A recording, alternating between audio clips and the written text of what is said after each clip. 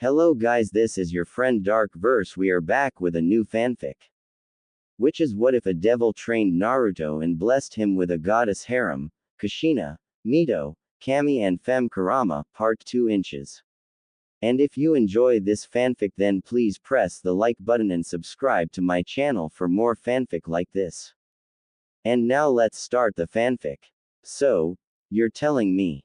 You disregarded the rules, and attacked Hellwing Naruto for keeping the end of his bargain. Which you did so brazenly in front of my own sister resulted half of the Crusader Legion, destroyed. Is that what you're telling me here, Captain? Kami said her words sharp enough to through the hardest of metal and freeze the sun. Her eyes glaring down on the leader of the force who at the moment was quivering in fright. Megami was on the sidelines watching with a stern expression, as was a few other gods and goddesses.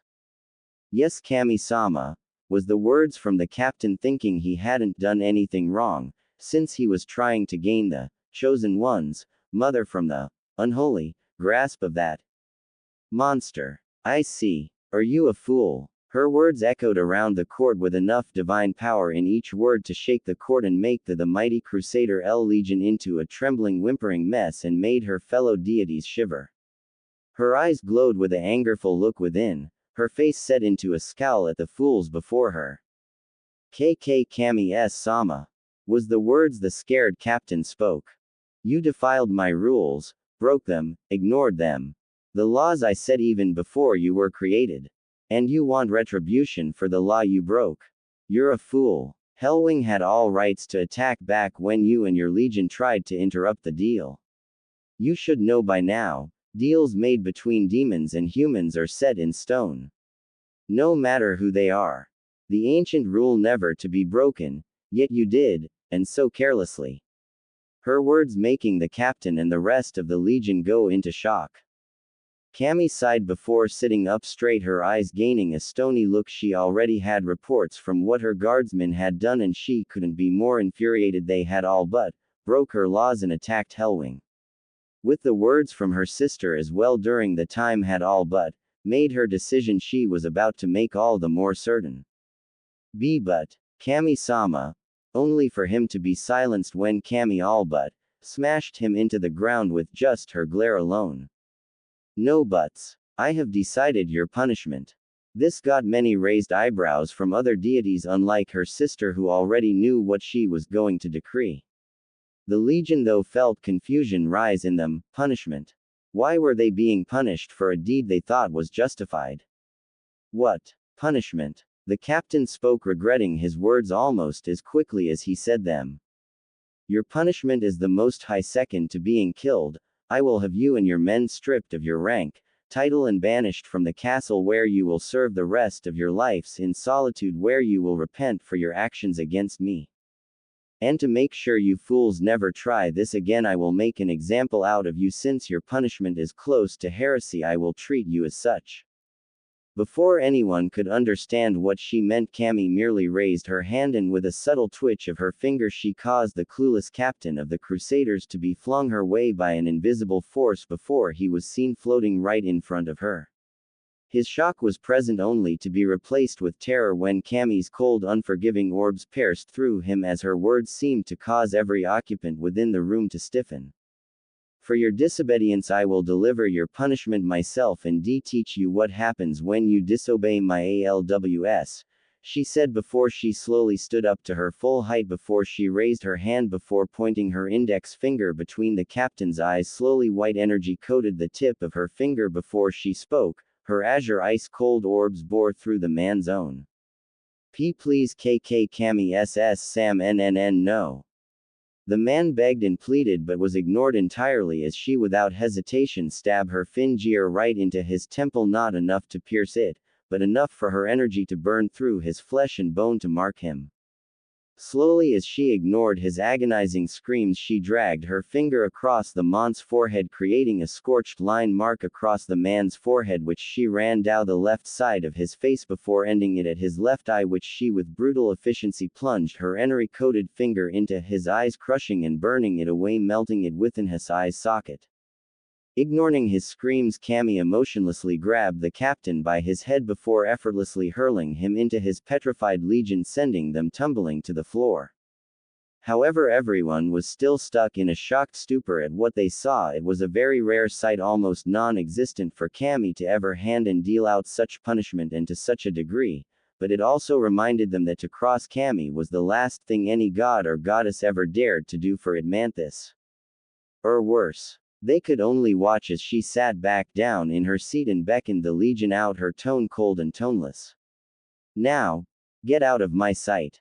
Which the shocked legion could only nod their heads down before walking out of the court, their honor gone for disobeying their master, carrying their unconscious captain to seek out medical help for his injury. After they left, the other deities followed, as they too were a bit shaken by Kami's action, leaving only Megami and Kami in the court. Once the door finally shut, Kami's face broke out into a sigh with a frown adorning her face. Megami saw her sister's situation and spoke. Something wrong, Kami ne-chan? Her words softer with only her and her sister alone. Kami just looked up and smiled despite the annoyance in her eyes. No. Well, not really, it's just. Hellwing. Something about him. Is just so interesting. And I guess when those fools dared to break my law and assault him even causes me to get angrier than usual, she said with as her frown turned into a small wistful smile at the mention of that certain devil.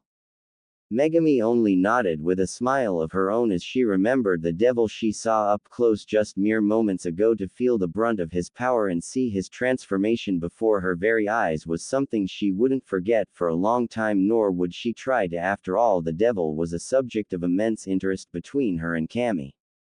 Ah yes, well, all I can really say is that, he's a strange one. Especially after all the times we've watched him. Her face adorning a small smile as well. Kami just nodded, remembering the times she and her sister watched the strange yet very powerful devil rise in fame in hell. The deities knew she and Megami had watched the devil and had questioned her, and some had just plain thought it was a bit disturbing she and her sister were so interested in the unholy being. Yet they dared to never question them, leaving the two goddesses to their actions. But watching over him over the years, the two women had strangely developed an immense interest in the devil, to the point one would question if it was admiration, affection, or plain outright love for the devil. They never dwelled on such things, nor did they dare to, but the pegging of such a thing for the two to ever love the devil, the very being who opposes all of heaven, was ludicrous, crazy, insane. And yet they couldn't deny they felt something for the devil. Their feelings for him were strange at best and could only be described at best that they held interest in him and kept an eye on him to watch as he grew into the devil he was today. Though, I've got the strangest feeling something big is gonna happen, something catastrophic, her words making Megami frown. Who knows? The future is always changing, my dear sister. Kami nodded at her sister's words, but couldn't help but feel something big was gonna happen. And it would shake the three realms immensely. If only the two knew this change would alter their lives forevermore. 60 years later, hell. It's been a small yet very long 60 years in hell, and many things have happened since Naruto brought Kushina in as his slave and made her into a devil. One thing was that Naruto wasn't kidding when he said he would be training her in her demonic powers, for the next day when they arrived he had pushed her through the same training regimen he did to Mito. He made her do everything to get stronger, just as he did for Mito.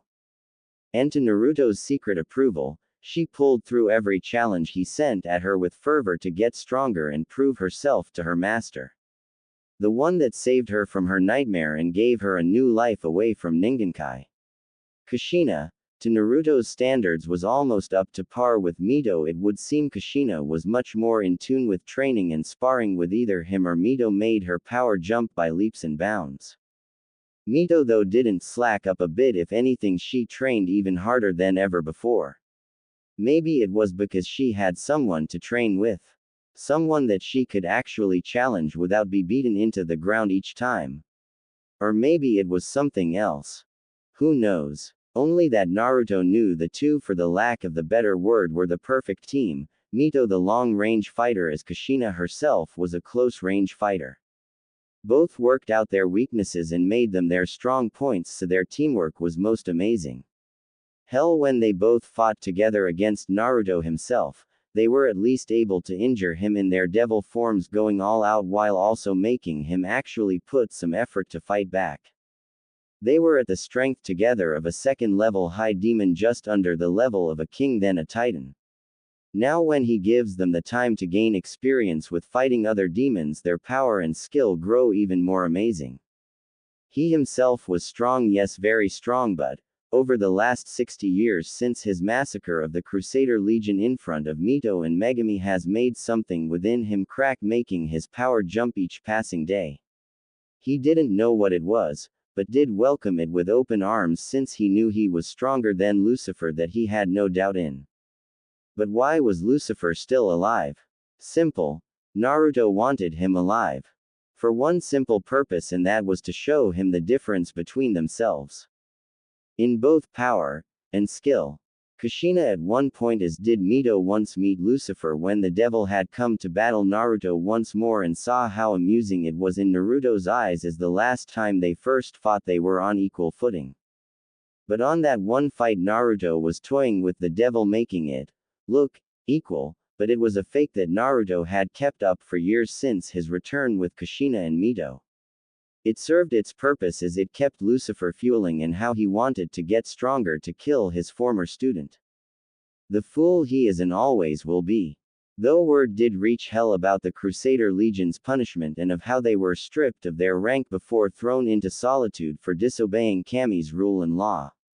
Naruto chuckled when he heard it. It was fitting, really, and amusing as well, to see how the fools paid the price for their actions. Although if it was him, he'd skin them alive before throwing them into the pits of hell, where they would be tortured for all eternity. Kushina hadn't changed much in appearance since her time in hell, but her attire was more tight-fitting than the loose kimono her friend Mito wore.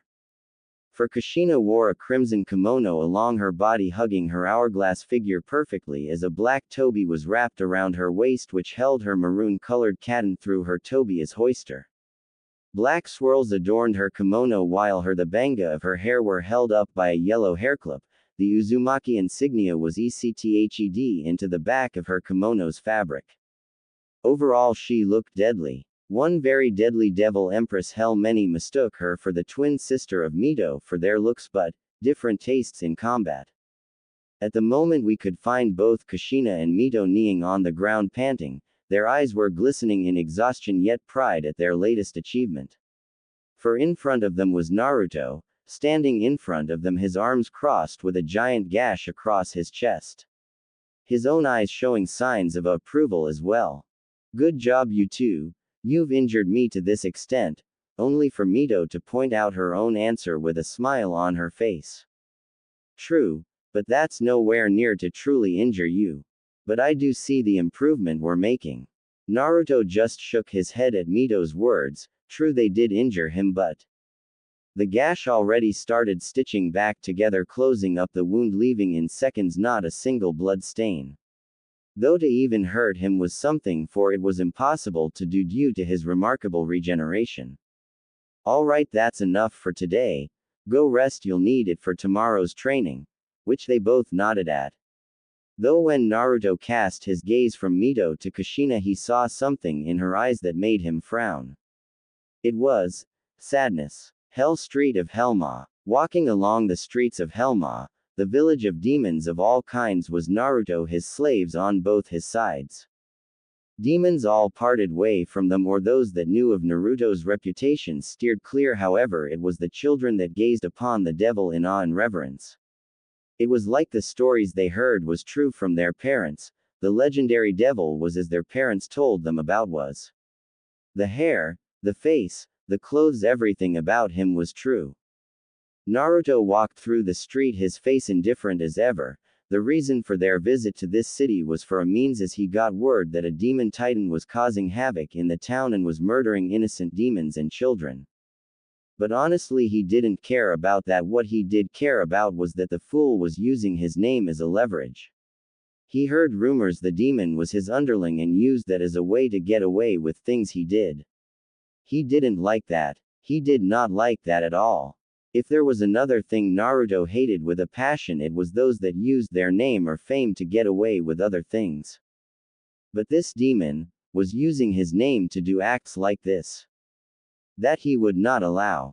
Hey mister. Hearing the words, Naruto looked over his shoulder to see 3 kids with 2 adult demons. All of them were, from what he could tell, the Inu demon.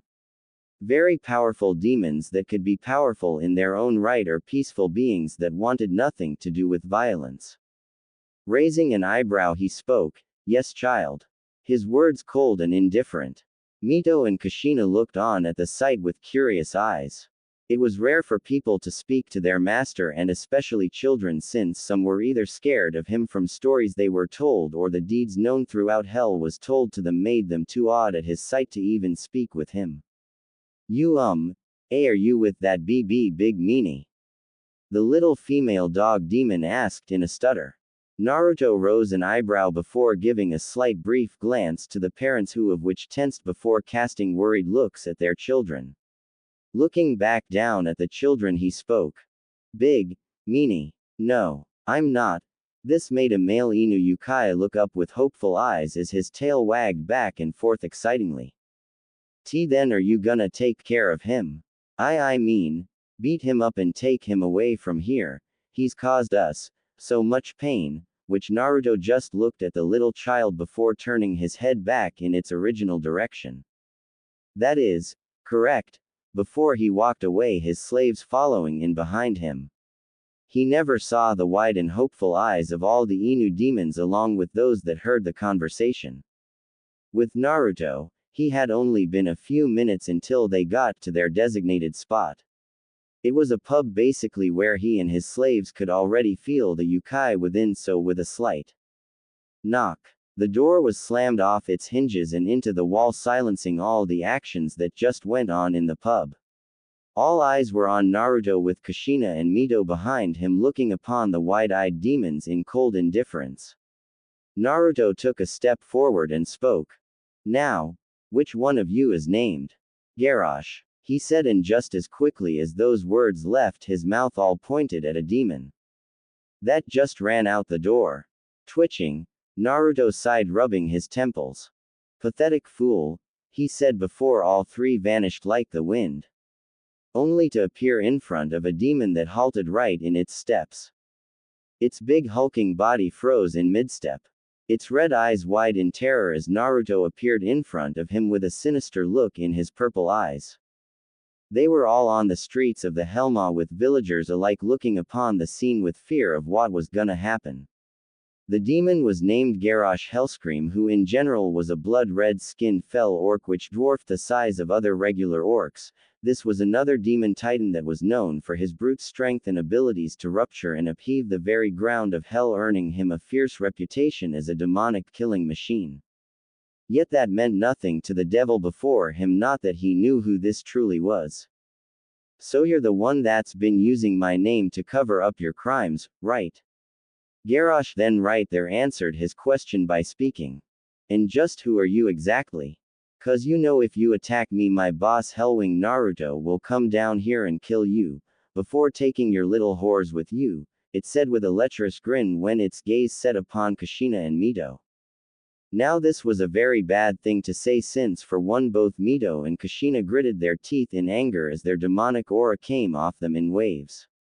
The second thing that happened was, Naruto's eyes gained a much more evil look in them before his eyes quickly gained a slit within. "That, you foolish child, was a mistake. For one, who do you think you're talking to? You say you work for Hellwing Naruto. Do you even know what he looks like? Well, let me give you the picture, right in front of you, for I am Hellwing Naruto." His words making the demon take a step back in shock once its eyes finally settled upon his appearance. His form started to tremble shakily as the combining demonic auras started to push down on him. Taking a step forward, Naruto spoke once more as his eyes flared purple as his form flashed in demonic aura. "And insulting my slaves was your second and worst mistake you'll ever make again. With that, Naruto descended upon the demon, laying down a beating so horrible that many demons that watched flinched and closed their eyes as the horrible screams from Garrosh echoed all across the village as his blood painted the walls and flew into the air. Crushing his tusks and jamming one through his chest, he sent the orc through several buildings before sending him into the ground, causing it to crater beneath the behemoth of an orc. Before the demon had time to even get up, Naruto was already there, his heel coming down, which slammed into the orc chest area, causing a faint crack before the orcs caved in on itself, while Garrosh's eyes bulged in agonizing pain. Such strength! Soon Garrosh was reintroduced to a whole new realm of pain. 15 minutes later, once the beating was over, with Garrosh beaten and bloody, was over Naruto's shoulder as he and his slaves walked down the streets. They were on their way to throw the body into the hellfire pits where the demon could be tormented for what he has done. He didn't get off easy with Naruto and won't certainly ever again. Too busy screaming for mercy as his flesh and bones are burnt away only to regrow again, making his pain endless. As they walked, though, Naruto kept giving small glances at Kushina since he had been seeing her act weird lately, strange actually, since she was usually a ball of energy most of the time. That's when he heard something. The mister did it. He beat the big meanie. Was the voice Naruto knew too well. Looking to his right, he saw the family of 5 Inu demons looking at him in either gratefulness from the parents or the awe looks from the children. That's when the youngest, a little female-looking Inu, ran over to him, her big black eyes wide in awe. She reached his leg and looked up at him with a smile on her face. Thank you, sir," she said before doing something shocking. She hugged his leg. This made Naruto freeze up, while Mito and Kushina looked worried at what would happen next. Their master, if anything, was cruel even to children sometimes, and his bloodlust from the little battle might not had been sated. So what if he? Only for the devil to slowly gaze down at the small Inu demon before he spoke tonelessly. It is of no trouble, he simply deserved punishment for using my name for protecting for his actions, and that is all. Now go to your parents, little one, he said, causing the demon to look before giving a timid nod once she figured out what she had done before running back to her parents. Without pausing a second time, Naruto walked forth, followed by his 2 Uzumaki servants, though this action had been watched by both redheads, and one being Kushina, who watched this with a small smile on her face before she remembered her own child. Looking down at her belly, she rubbed it as a small tear fell from her eyes when she remembered all the time she spent with the unborn child, the one she gave birth to only die on her same birth. Though she never saw the frown on Naruto's face as his eyes were set upon her at her action. Next day, Naruto's residence. It's been a day since their little outing at Helma, and things have been very tense as of late. Mito noticed how Kushina was sometimes avoiding her and Naruto, and of how she was always silent around them. They both could tell something was wrong with her, but Naruto hadn't said a thing about it yet and told Mito when she asked him for help that to let it play out. For now. That is until night came. Did something happen? Tossing and turning in her bed, Kushina gripped her sheets as she whimpered ever so softly. Tears started to form in her clenched eyes as her lip trembled and quivered as the nightmares within her mind kept haunting her every second. Naruki-chan, no. Kushina screamed as she watched her unborn child be completely vaporized by the flowing yukai from Kyuubi. Grasping her head with both hands, she shook her head only to see another scene of her one-day-old daughter. Her bright blue eyes glaze over as the chakra of the Kyuubi became too much for her, and soon, to Kushina's utmost horror, Naruki's little eyes were soon devoid of any life. No. No. No. Naruki-chan. Naruki-chan. Naruki-chan. Her shrill scream echoing all in her room. Realizing what she did, she tried to cover it up only for her face to have tears going down them ever so rapidly. In his room, Naruto's purple eyes snapped open when he heard Kushina's scream and jumped out of his bed before bursting through his door. Upon getting to her door, he kicked it open only to see the sight of a sobbing Kushina. Walking over to her, he saw she was still asleep but was still muttering the name Naruki over and over. Grasping her shoulder, he shook her. Kushina, wake up. Gasping, she snapped open her eyes only to see the face of her master looking down at her with an impassive face. Kushina, what's wrong? His words made her look the other way before she pulled herself up and scooted away from him a bit. In nothing. Naruto-sama. Though her horrified face said otherwise, seeing he wouldn't get anywhere with his usual way of speaking, he spoke a bit more gently but, still firmly, while grasping her shoulder. Kushina, tell me, what's wrong? The woman all but froze at his touch before the proverbial dam broke. His touch alone made her break down. Before Naruto knew it, Kushina was crying into his chest, her arms grasping his shirt as tightly as she could. Her tears and sobs soaking his shirt. Frozen at the sudden contact, he looked down at his sobbing red-headed slave and blinked. Well, this is awkward. Not seeing any other way to handle this, he awkwardly wrapped his arms around her. Though when he did so he felt something in him beat a bit faster, he frowned at what it was and pushed it down. It was a strange feeling, but something he didn't wanna feel right now. That's when he heard the door open. Glancing, he saw Mito walk in and saw her questioning gaze. Shrugging, she walked over and sat on the other side of Kushina and started to pat her back gently. Rubbing her back tenderly, she spoke, "Kushi-chan, what's wrong?" Only for her to keep crying into Naruto's chest. Seeing she wouldn't be talking for a bit, they all sat there waiting for her to calm down. It took a few minutes, but slowly and assuredly Kushina slowly got control of herself. Yet she was still in Naruto's arms. Pulling away a bit, she wiped her eyes from her red puffy eyes. I'm sorry for that. Mito just rubbed her back as Naruto kept looking at her with a questioning gaze. It is of no trouble, Kushina. Now tell me, what is wrong? Knowing she couldn't get out of this, she sighed. It's just, I miss her. I miss my baby Naruto-sama, my daughter, my Masumi, my Naruki-chan. Every time I go to sleep I have nightmares of her little baby form dead in so many ways. They won't quit haunting me and it's starting to tear me apart. She finished before closing her eyes to hide the tears. Mito just looked at her with a sad look in her eyes. Naruto himself frowned before sighing in a bit of irritation. I see, I was afraid of this. Well, you see, Kushina, the reason you're like this is because you didn't live a full life. Unlike Mito here, who lived a good century and 20 years. You died a young life as a newly first mother, a way that is quite possibly the worst way to die. So it's no surprise you're being haunted by visions from your previous life, he said, looking at Kushina with curious eye. It also makes it a bit worse that you have these dreams, since you feel you have no one you truly believe will help her. This is what happens when mortals don't live to their fullest and die so early on, which made Kushina look down sadly, knowing she had died so early on the day of her daughter's birth. But what I'm curious about is that Kushina is the subject of her being a Jinchuriki a secret?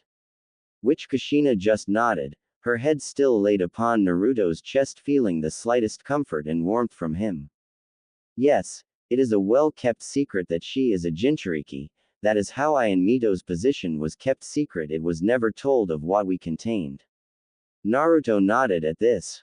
I see, then your daughter, she should be okay. If the secret is kept safe, then she should be living a partial normal life, and if she inherited your luck, her life might be better in the future.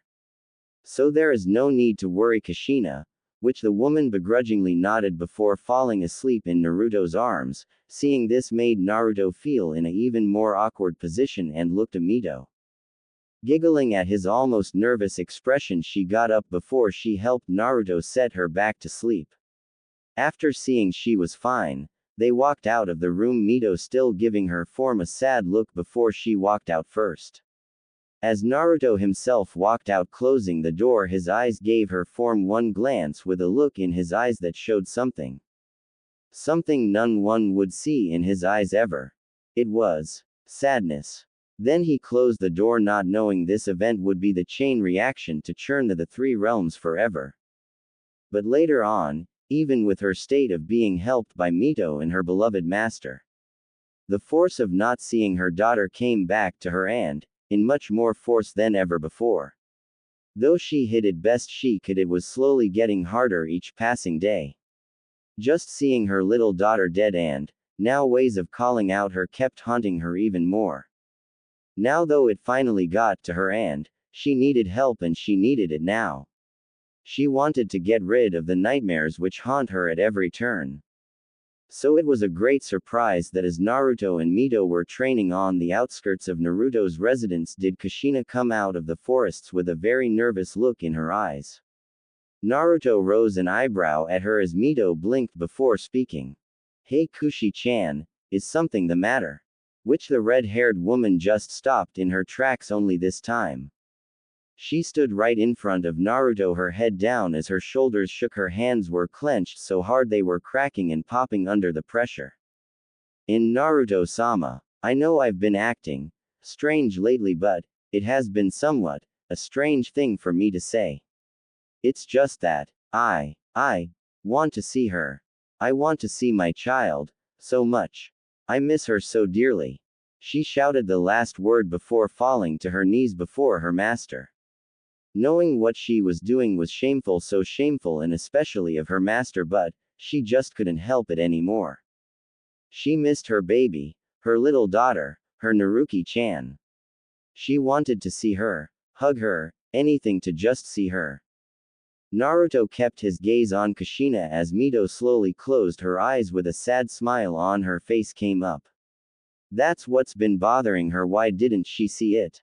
She thought Kushina had gotten past it already, but looking at her master, though, she could see the hesitant look in his eyes as he thought up of how he should answer her. "I see. You wish to see her. Is that correct?" Kushina only nodded, not wanting to look up. But Naruto didn't have any of that, so with a slow kneel he cupped her chin and pulled her face up slowly, showing her tear-stricken face, her eyes glistening wet as tears fell from her eyes. Her lip trembled and quivered each second. "Is that what you want, Kushina?" Which the woman just broke down even further before she spoke. "Yes. I want to see my baby. Damn it." Before she slammed her face into his chest. Hearing her answer, he sighed before giving Mito a glance, to which she nodded. "Very well then. I can do that. I can't take you to her, but I can show you how she's doing at the moment," which Kushina, who at the moment was in Mito's arms, just nodded. "Yes. That's fine. I just wanna see if my baby is okay." Her voice strained to the max as her eyes were cast down in shame for doing what she did. She just couldn't control it anymore. She wanted to see her child, but to break down, cry and yell at her master. She felt so horrible and disappointed with herself that she only in her sister figure's arms did she feel better. "I see. Understandable. I was actually predicting you would ask this, but I just waited for you ask. Anyway, here we go." With that, Naruto mumbled a few words before speaking.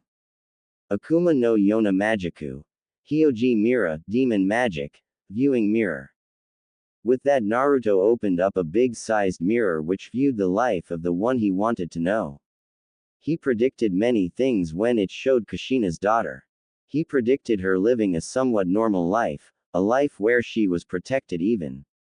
He was dead wrong. For when he opened the mirror, hell would forever be shaken to its core. "Ah, stop it. Leave me alone," was the female childlike cries of the little blonde red-haired girl in the mirror. Her pleas for mercy unheard as the people attacking her didn't stop. The girl was at the age of 5 and had long golden with red streaked hair. She wore nothing but rags and had 3 whisker marks on each sides of her face. Her eyes were that of the purest blue. It was like staring into an ocean.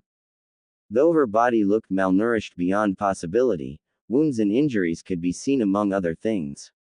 Her face itself was bleeding as tears freely roamed down her pudgy face. "No. Demon scum. You'll pay for you've done. Feel the pain from your betters," shouted a drunk shinobi as civilian and shinobi alike beat and abused the little child. Beer bottles, weapons, kunai, senbon, shuriken and worst of all, katanas.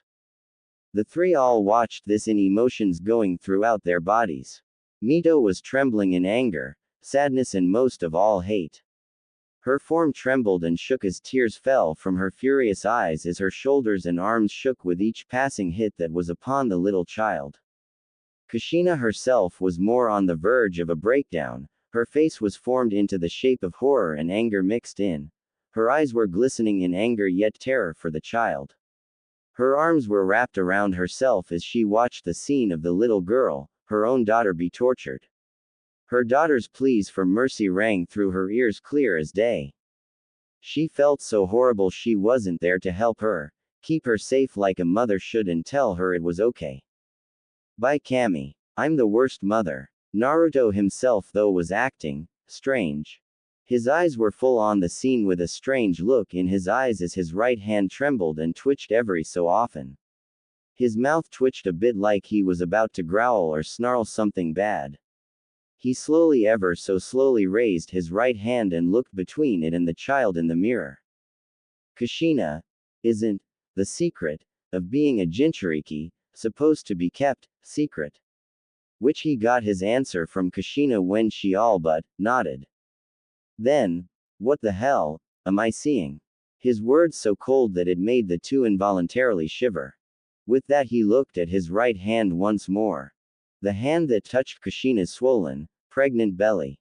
The same one that felt the many excited kicks from the unborn child. The same one that rubbed and played the little touch and kick game the child acted.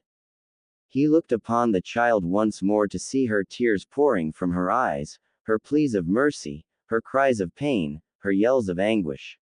With that Naruto's right hand quickly clenched as he looked up at the red sky of hell and spoke. Do you see it now, Kami? Are you that blind or ignorant of your creations? Your precious mortals, look at what they are doing to their savior.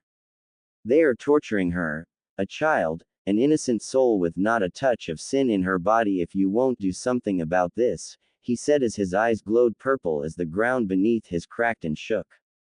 Kushina and Mito looked upon him in confusion as his Yukai energy was rising. And fast. Somebody, help me, please, was the final pleas from Naruki. The choked back sobs of Mito, the cries and mutters of Kushina finally set him off. Like a damn bomb. His eyes then gained an even more sinister glow before his mouth formed into a demonic snarl as his body just flashed with his rising energies. Then I will. For those pathetic fools do not deserve such a gift. Within Naruto broke. An ancient feeling of power rose up into Naruto. His eyes glowed and flashed purple, showing no sign of pupils before the thin sign of a demonic slit for a pupil formed in his eyes. His body erupted in just pure black Yukai with purple streaks here and there, his body hidden from sight and those of his two worried slaves. All across hell, many could feel the massive Yukai energy build up, for it was just too gigantic to ignore. The sudden explosion of pure black and purple streaked Yukai which erupted into the skies of hell itself could be seen by all of hell. The massive ball of Yukai which got bigger and bigger by each second made a few so uneasy they would lose control of their bladders or just die from the sudden expulsion of such Yukai. The ground shook, the mountains trembled and crumbled, the sea of blood itself boiled, the sky itself looked as if it was about to shatter all on them. That's when all that Yukai, all that power that was just so unimaginable just condensed, making the ball of energy shrink further and further as the wild and chaotic demonic energy now did something even more terrifying. It got stronger, passing the demonic titans themselves in power. It towered over all in hell, making many just feel like an insect in comparison. That's when many saw it. A giant shadow loomed all over hell, the source of it being exactly where the explosion occurred. Only when its form shifted and showed its true appearance did many freeze in petrifying terror. For in front of them all was a crimson-eyed apparition, it being passing the red sky itself looming over hell. It could be seen that the apparition was demonic in nature. No, demonic isn't the right word. What is the right word is hellish, nightmaringly terrifying. It had a maw filled with glowing purple giant razor-sharp teeth which seemed to look as if it could tear through the hardest of divine metal.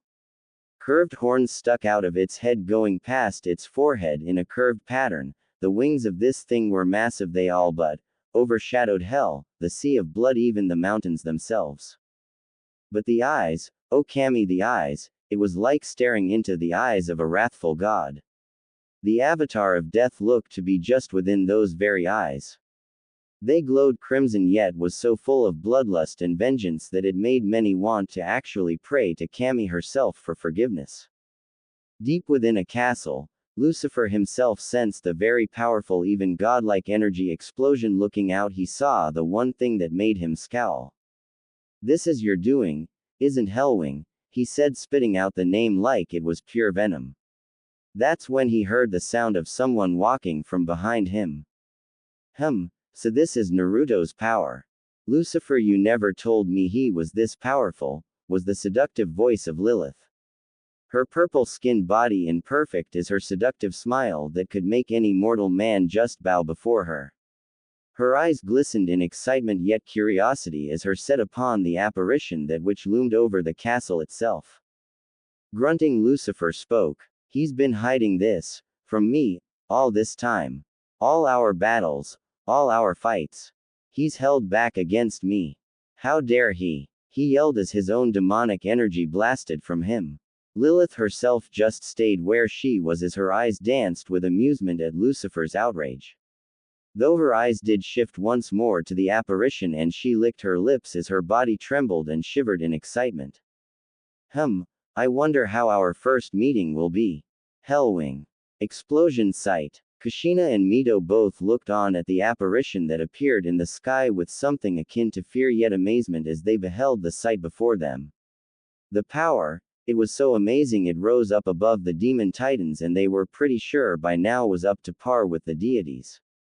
Though that's when the apparition started to shrink. It condensed smaller and smaller until it got all the way down into the crater. The crater itself looked as if you could place the sea of blood itself within. It was enormous. Only when the apparition reached the very bottom did they see what become of their master. And they did somewhat, for his figure looked shadowy at best, but it struck fear into their hearts when they saw the demonic glowing purple eyes of the shadow loom onto them. Their breath hitched when its gaze fell upon them. They truly felt like nothing to this being. This power was so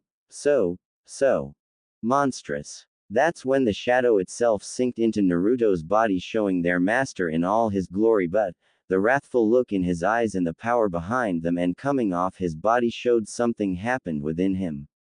Something ancient, something powerful awoke and made him snap. His power was at least tenfold of what his was before. It was like the proverbial dam that held back his true power cracked and broke after being hit with its last hit. His body was just seeping out yukai, and waves upon waves of his power came off of him. His clothes blew in the wind as did his hair. The purple glow of his eyes flashed with so much anger that it made the two flinch.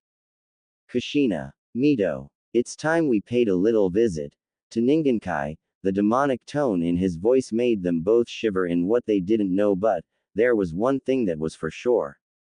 Their master was beyond irritated now. They have never ever seen him so angry before. But now his eyes just glowed in many emotions that was shocking to be in the eyes of such an unemotional devil.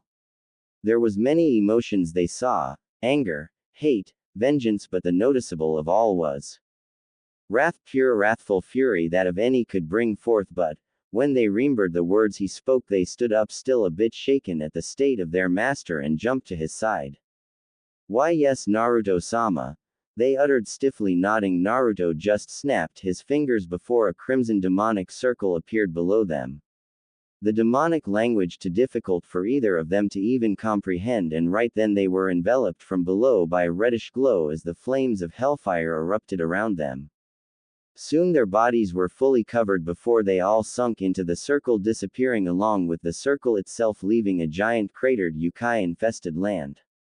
Ningenkai Konohagakure no Sato. Running on the streets on Konoha on her small legs was Naruki, her fear-stricken face with tears running down her eyes. Mobs upon mobs of civilian and shinobi alike chasing her down with insane grins upon their face with a murderous look in their eyes. Many wielded weapons of all kinds, many were just in pure glee at being able to hurt the demon. Running around a corner, she slowed her pace to catch her breath. Blood fell from her arms and legs as tears fell on the cement ground. Why? Why her? Why was she the one bearing this kind of injustice? It was so painful. Not having any parents to keep her safe, protected, being alone as she was with her only friend being the voice inside her head. Why? What have I done? Why? Her childish voice strained from all the painful screaming she's done, from the beatings she's gotten from the people of the village she lived in. Hey, I found the demon. This way. Her eyes widened in terror before looking back to see the running mob, and right then turned around and ran as fast as she could, hoping and praying she could get away with not getting injured badly this time. Unluckily, fate wasn't on her side, for when she ran into the main street of Konoha was her eyes snapping open in horror. For all around her was the many mobs of armed civilians and shinobi alike, all wearing that same sick grin. Looking back, hoping for an escape, she saw to her fading hope that the mob chasing her had surrounded her as well. Quivering a bit, she did the only thing she could do, or of what she only knew what to do. And that was to get on the ground and huddle, hoping the beating would end. Tears fell from her eyes when she heard the many advancing footsteps of the giant mob and their plans to make her scream. Huddling even more, she whimpered. Someone, anyone, help me, please. Her prayer in some way was answered when she heard the many gasps from the mob, and after a while, not feeling any pain, she opened her eyes slightly to see something amazing before her, for below her was the slight reddish glow of something she couldn't identify. Akemi within her mind suddenly gasped. My Kami-sama, this is a teleportation circle, used by only those of the strongest of demons. Akemi ne-chan. Akemi didn't get to answer her, for the shouts of outrage from the populace rang in her ears. The demon. It's doing something, quick, kill it. Hurry. And the shinobi did, or at least tried to, only for them, to the growing horror of many. Upon getting within an inch inside the faintly glowing red circle, did their bodies suddenly combust in strangely colored flames as their screams erupted from their mouths, echoing all around Konoha. Their flesh melted, as did their eyes. Their bones turned to nothing but dust and ash. Wow, was Naruki's amazed thought as she watched her attacker only be killed before her eyes in the most in her eyes breathtaking way possible. What none saw, though, was that the sky itself was turned blood red in color as black lightning started to dance across the sky. The reddish circle around Naruki glowed even more before it started to show strange runes and language none could even hope to decipher. What's happening? Was the words of a terrified civilian. He never got his answer, since the sound of static could be heard before. To all of their horror and Naruki's growing amazement, did the ground start to tremble and shake like a coming earthquake, making many buildings fall and crumble, and civilians all but fall deep within the cracks made by the shaking. That is when they thought it was over, was when the same fires that killed the two shinobi suddenly erupted from the cracks, incinerating any that were near the cracks on the ground. Buildings also randomly started to implode in a hellfire blaze. That which lit up the now waking village of Konoha. Only then, when the sound of lightning, did one person look up only to scream. What the? The sky, it's red.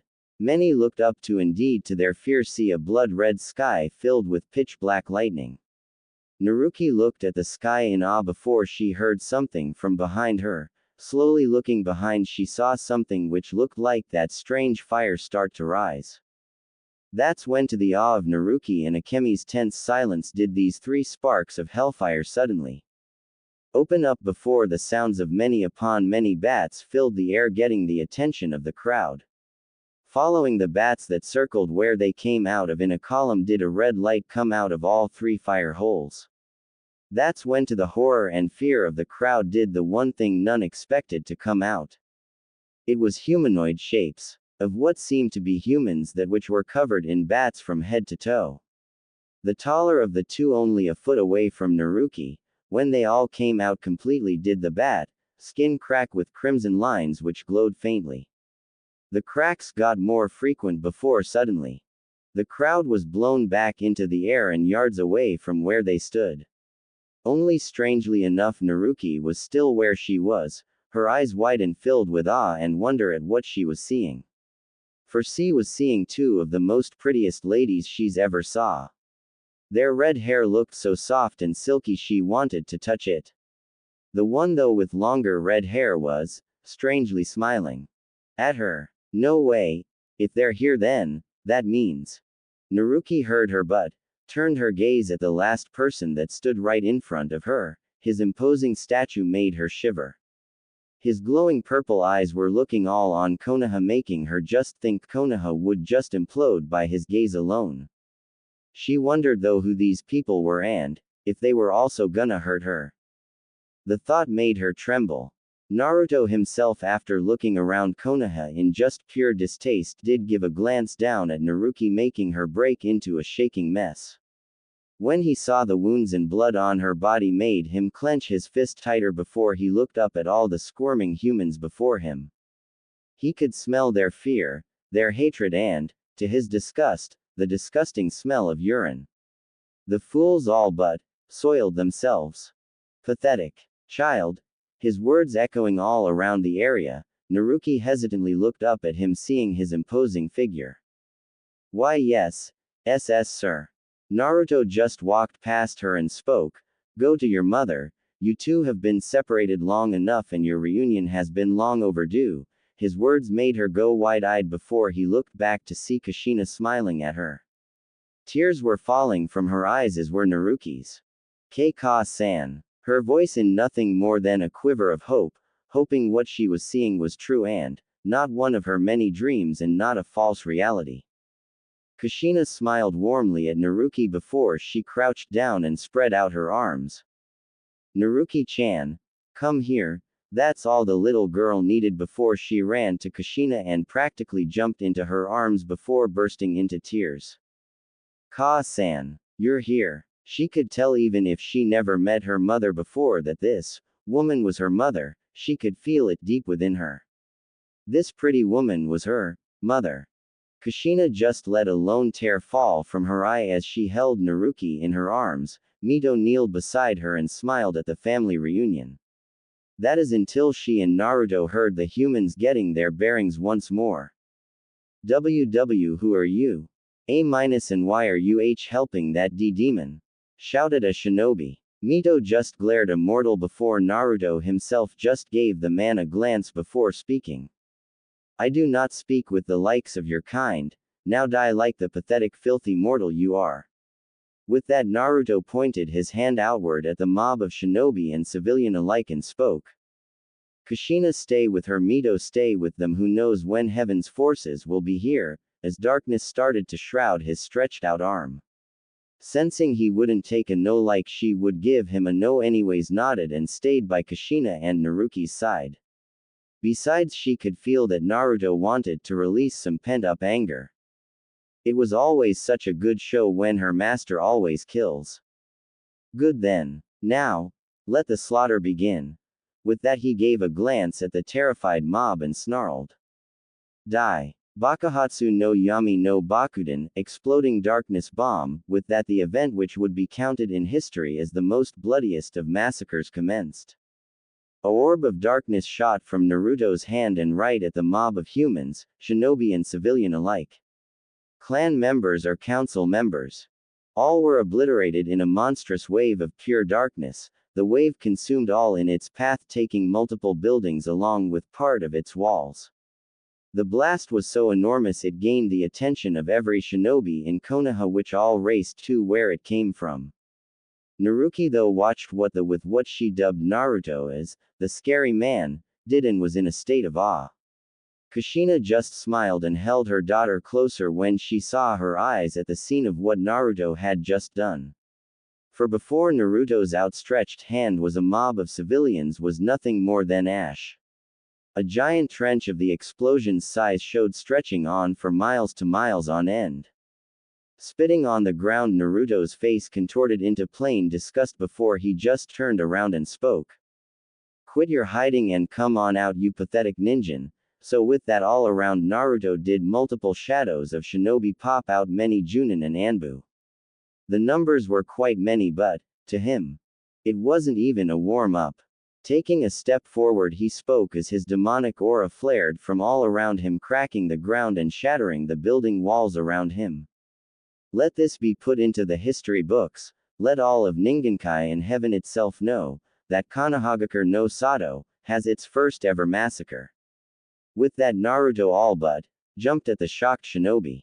They never saw what came next. Grasping one shinobi's head, he let out a snarl before snapping it. His snarl turned into a cruel cold smirk when he saw the terror-widen eyes. He looked at the charging shinobi and grunted. Twisting the head even more, he ripped it off, spraying blood like a fountain all over the approaching shinobi before he planted the disembodied head into a sneaking from behind him shinobi into the face, shattering his mask, and practically with just force alone fused the head into the other's cracking and shattering skulls. Spinning around, slammed his foot into the ground before cracks came from the ground and, to many of their horror, hellfire suddenly shot up, incinerating them along with buildings around them. Pointing his right hand out in a strange position he spoke. Haru. Titan no Kobushi, Hellfire. Titan's fist, and to the horror of many a giant hellfire titan-sized fist formed over Konoha's civilian district. It being the size of Kyuubi herself. Once it touched the ground, half of Konoha's village was destroyed by a massive explosion of hellfire. The ball of flame evaporated and destroyed all it touched. None were spared, children, civilian or shinobi. All were killed, none were spared. Men, women and children alike were not spared. His wrath, soon the corpses of the dead littered the ground while some were screaming as their flesh melted from their body from the intense heat. Wow. Naruto-sama isn't pulling any punches. Mito said as she watched the fiery ball of doom light up the blood-red sky. She watched as Naruto just gave a cold chortle as he butchered more vengeful shinobi. Kushina just nodded as Naruki kept her gaze on Naruto's form in what seemed like some kind of remembrance of some sort. His cloak billowing in the wind and smoke, Naruto's glowing malevolent eyes cut through the smoke of fire and sulfur like butter. Around him were multiple mutilated bodies of shinobi dead in their own way.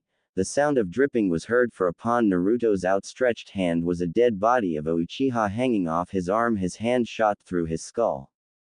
Waving his arm he slid off the Uchiha before looking to his right. Another force of shinobi, foolish. With that he faced his to the right and spoke. Akuma Magiku. Jigoku no Kokaku Shu, demon magic. Skeletal hands of hell, and before the awe and amazement of the Uzumakis behind him did a rupture upon the ground crack open. Right then a group of shinobi appeared above it. Naruto smirked as he watched their faces form from hate and anger to horror and fear as skeletal hands coated in flames of hell shot out, pulled them down, formed the air and into the rupture. Ah! The fire! Ah! Oh sweet Kami! The pain! Ah! What are these things? Wait, no. The last one silenced via by the bone hand crushing his skull in. Naruto just smirked cruelly and relished in the sounds of the humans' scream and pleas of mercy as their flesh and bones burned and turned to ash by the fires of hell. He watched them be pulled into the rupture with satisfaction in his eyes. That is when he sensed to his ire another forcing coming from his left, only a chakra signature higher than the others were with them. Bursting out of the streets were shinobi upon shinobi, leading them were Anbu of the highest level, and before them were the shinobi clan heads of Konoha. Finally was the one that made Mito have a twitch in the eyebrow. It was Senju Tsunade, granddaughter of Tobarama Senju and Godime Hokage of Konohagakure.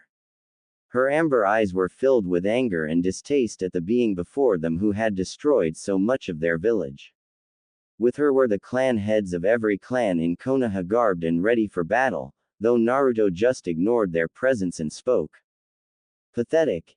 If this is how strong Ningenkai has to offer, then I'm sorely disappointed, his uncaring gaze shifting back to his normal uncaring one.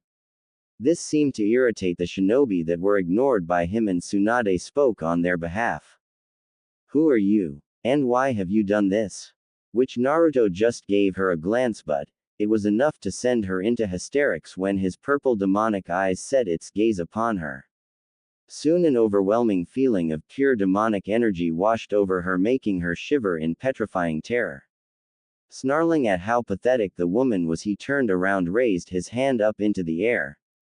Pathetic mortals, witness the very bringer of your home's slaughter, before looking over his shoulder, showing his glowing slitted eye. Before anyone could say anything or utter a single word, Naruto spoke. Haru. Barajingu Ryusei Shawa, Hellfire. Blazing meteor shower. Right then all watched as the loud rumbling sound could be heard. Looking around, they suddenly looked up to see, to the Konoha shinobi's horror and Tsunade's terror, hellfire engulfed meteors coming down on them, they being the size of medium-sized buildings. Grinning at their terror, he walked back to Mito and Kushina as Naruki was still being held in Kushina's arms, but her eyes were glued upon the sky in pure awe. Watch. Konoha shall burn. Let this be a sign for all of Ningenkai. His demonic words made Naruki snap out of her stupor and look up at Naruto's form, but when she did, she never felt a pang of hurt come to her head before a flash blinded her vision. What she saw was Naruto kneeling over Kushina, his hand rubbing over her stomach. His purple eyes shined in a somewhat amused light. She looked upon him, memorizing his eyes and face before the light dissipated, before showing she was back where she was before, in the arms of her revealed mother. When she looked back up at Naruto, who at the moment was watching in great pleasure of the mortals before him scream and yell in fear. Mito walked up beside him and spoke with her eyes glaring at Tsunade. Naruto-sama, allow me to handle these fools. He just gave her a glance and nodded before disappeared in nothing but a blur. Appearing in front of the shinobi, she slammed her foot into the ground, shaking the area while making a few shinobi stumble, but it did get the attention of all of them. Though when they saw her, many went gobsmacked, or in Tsunade's case into complete shock. Mito-sama, her voice showing shock yet awe for seeing the legendary woman herself. Mito just cast a glance to Tsunade before sneering. Don't. Mito-sama, me Senju. I can already guess what you've done, Tsunade, as your time as Hokage, and to do such things to Naruki, you're as low as your pathetic family. Her words full of venom, since she could tell that Tsunade had done something to reveal Naruki was the Jinchuriki of the Kyuubi no Kitsune, which led to her being abused and hated. Tsunade flinched at her words and tried to speak, only to be silenced via Mito appearing in front of her, with her being held in the air by Mito's hand wrapped around her neck in a steel-like grip. Her feet dangled off the ground as she tried to desperately lessen the grip, only for Mito to grip tighter. Now, Senju, watch masters work on your pitiful village. Watch as your foolish family's creation is reduced to nothing more than a smoldering crater. With that, she turned Tsunade in the direction of the blazing meteors and made her watch in horror as the flaming rocks came upon impact with the ground. Boom! Konoha lit up like a Christmas tree as multiple spheres of hellfire sprouted. All in Konoha destroyed it and killing all in its wake. Screams could be heard as civilians and shinobi alike ran around, their bodies lit on fire, with them too falling on the ground, leaving nothing behind but ash. Buildings were nothing but dust in the wind, leaving nothing but smoldering dirt. Ash, dust and smoke blew in the wind as the echoes of screams and yells of humans rang through Konoha, as well as the cries of children. Tsunade watched it all as tears fell from her eyes before Mito uncaringly threw her into a building, with it collapsing all on her. With that done, she spat on the ground before turning to her master and walked to his location. The shinobi that watched the scene just saw red and charged in blind fury, only to make their last mistake. Fools! Akuma Magiku, Saoryu Sheisei Doroganzu, demon magic, soul-eating dragons, and to the horror of the shinobi, a dark circle appeared behind Mito, and in a blink, multiple black dragons shot out with their maws wide open. Too late to react, their mouths flew open in a silent scream as the dragons shot onto them. Never breaking stride, she walked over to the others and bowed her head at Naruto, which he just nodded before she got Kushina's side once more. Naruto himself looked around seeing no others coming for them, then suddenly he looked up in the sky and frowned. So they send him? Quite desperate they are. They heard his words and looked at him questioningly before they saw him looking up. Doing the same thing Naruki gasped as did Kushina and Mito. For a bright hole opened up splitting up the crimson sky before a figure could be seen floating down. Naruto just frowned when he was confirmed of who it was. When it was clear to see who it was a man.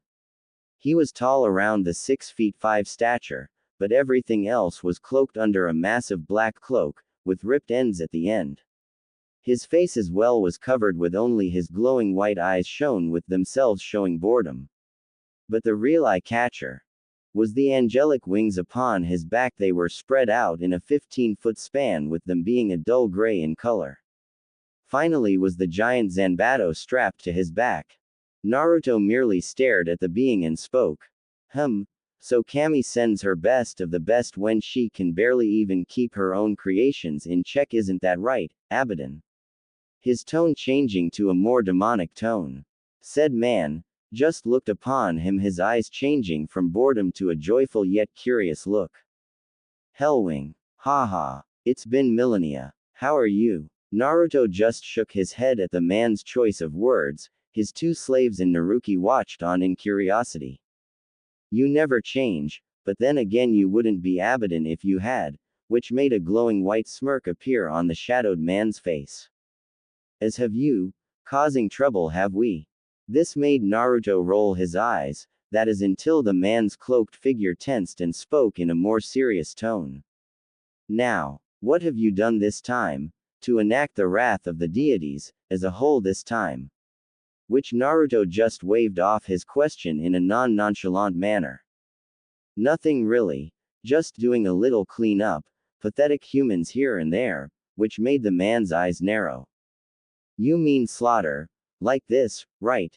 Gesturing at Konoha's smoldering form, shrugging, Naruto gave an uncaring glance. Yeah, you can call it that if you want. I have seen enough of these pathetic humans to know they just aren't worth living. They're nothing but sinful beings of the highest order, you know that as well as I. Abaddon, the man just shook his head in exasperation. True, I will not deny it, but you have angered the court of Kami with this action, Naruto, for you have the child of prophecy in your grasp, and that is something Kami cannot let continue, which Naruto just grunted. Like I care what she thinks, if she's just gonna stand up there and sit upon her throne and watch as a child is beaten, then no, I'll do whatever I like, and I'd like to see anyone trying to stop me, whether they be God or not, his voice gaining a much colder aggressive tone. None of which Mito and Kushina had ever heard before. Abaddon himself eyed Naruto with a solemn look before he grasped his Zanbato. Then you give me no choice for angering the deities and upsetting the court of Kami. I am ordered to kill you. Hellwing Naruto. Said devil just gained a grave look and shook his head. You are a fool. With that, Abaddon disappeared along did Naruto. Then, it was like a deadly silence filled the area, and before anyone could utter a word. Clang. Naruto and Abaddon appeared in the air with the Zanbato being blocked by Naruto's Nodaichi. They disappeared once more in godly speeds before they appeared once more on the ground, another resulting clash uprooting trees before setting them ablaze. Leaning to the left, Naruto dodged a swipe before giving Abaddon a quick slash across his chest, giving a long gash on his cloak. Said angel just grunted, but before he could retaliate, Naruto was on him even more with much more aggression he thought possible. Moving to the right, he dodged a stab before he felt pain in his stomach. Looking down, he saw Naruto's fist embedded into his stomach. You've gotten slow. With those words, Naruto pulled his fist back, making Abaddon hold his stomach in pain, and before the angel could gain his breath, Naruto brought his Nodaichi out and crouched with his weapon being held in a firm grip. Seeing what Naruto was about to do, Abaddon cursed.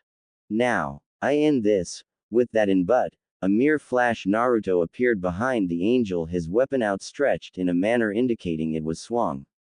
With that he stood back up and let his Nodaichi disappeared in a pillar of hellfire. Abaddon stood there before in a blink multiple gashes appeared on his cloak as his Zanbato itself broke in two. What the? You were never this strong before, his words came out in a strained tone. Naruto heard his words but ignored them before walking up to him. Grasping his cloak he spoke with his other hand glowing in a dark aura. Now, go deliver this as a message to Kami and those other fools. If they come after me again, I will make Ningenkai, my own personal underworld. Now, be gone from my sight. And become stronger, you've become weak. With that he threw him into the air before disappearing. Before reappearing in front of Abaddon's suspended body spinning around he delivered a bone-breaking kick to his ribs hearing an audible crack and grunt of pain from him the angel was sent. Flying through the air and into the high no Kuni forests passing through trees at speeds none could possibly comprehend. Seeing him out of the way, Naruto vanished and appeared in front of the three Uzumakis and grunted. Now, let us go. I tire of this place. And the child needs some food, before she dies of starvation. Nodding at his assumption they all stood up with Naruki held gently in Kushina's arm but, her eyes were still on Naruto's form in akin to awe. Mito looked at her master and still remembered how he talked with the angel in a somewhat friendly manner, thus made her very curious. Naruto-sama. If I may, who was that man? Which the devil just snapped his fingers making a portal appear as he spoke. He is Kami's strongest of her angels going beyond that of the Crusader Legion, he in a sense Kami's bounty hunter. He is the Archangel Abaddon, and at one time a fellow acquaintance but he has let his skills get rusty, that made her raise an eyebrow but didn't push any further knowing it was her master's past and she didn't need to know too much. With that all four of them walked through the portal never to see Ningenkai for quite a long time. Walking out of the dark portal, the party of four walked out from Ningenkai, leading them all was Hellwing Naruto himself. A perpetual emotionless face portrayed upon his masculine pale face. Beside him was Kushina, his second slave holding a sleeping Naruki in her arms, her purple eyes seemed to just radiate love and affection for the girl. Mito on his left was looking at the now joined together family, glancing at her master she gave him a thankful smile. Naruto felt Mito's gaze on him and looked to his left to see her smiling at him rolling his eyes at that he grunted before moving forward. As he did so, he gave an ever discreet glance at Kushina smothering the little child and couldn't help but feel a small jolt of something strike at his black heart. What it was he didn't know but he was assuring himself it wasn't anything of what he thought it was. Narrowing his eyes though he did feel the accumulation of yokai gathering around Naruki and knew they needed to hurry before the child suffered from the drawbacks of being in hell and, looking around the area of where his outpost and house used to be he mentally scowled. Looking over at the Uzumakis he spoke, Mito, Kushina come we must hurry before the yokai affects her. Since the residence is destroyed we'll be going to my secondary base of operations. He received confused glances from the two women as the little 5-year-old girl just snuggled more into her mother's warmth. Naruto-sama not to sound rude but, where is this other home? Mito asked which her devil master just gave her a glance before snapping his fingers creating a portal once more. Walking toward it followed by the two he spoke, it is located near the volcano of Unmade Doom. Once there we shall go into the house where we can begin Naruki's transformation. Kushina and Mito nodded at this knowing the only way for Naruki to live in hell if she was to be doing so was to become a demon they both knew this and didn't quite care. Humanity was all but a disgusting term to them. They honestly couldn't be happier to have chosen the life they had now especially Kushina as she held her little Masumi in her arms once again. Though what none saw or sensed for that matter was a pair of eyes watching them with pure disgust and hatred for the three devils. Cliff side of the volcano. Stepping out of the portal, Naruto and the group came upon the cliff of one giant volcano, one where the very peak itself reached past the dark blood clouds itself. The two seemed to be marveled at the sight as lava seemed to run down its out shell somehow separated from the cliff side itself. Mito, Kushina, stop standing and hurry up. Naruto's voice shook them of their stupors and rushed toward him. Kushina, while following her master, looked down at Naruki only to see to her growing horror her face scrunched up like she was in some sort of pain. The whimpering didn't help it either. Naruto seemed to have heard the small whimpers and appeared beside Kushina with an impatient look in his eyes. Damn it, the effect of the Uchiha is spreading faster than I thought. I'm gonna need to improvise, he said before taking Naruki from Kushina's shocked form. Then he looked at both Kushina and Mito. Follow me. With that he shot off deep into a cavern within the volcano. Without a second of hesitation they followed him in.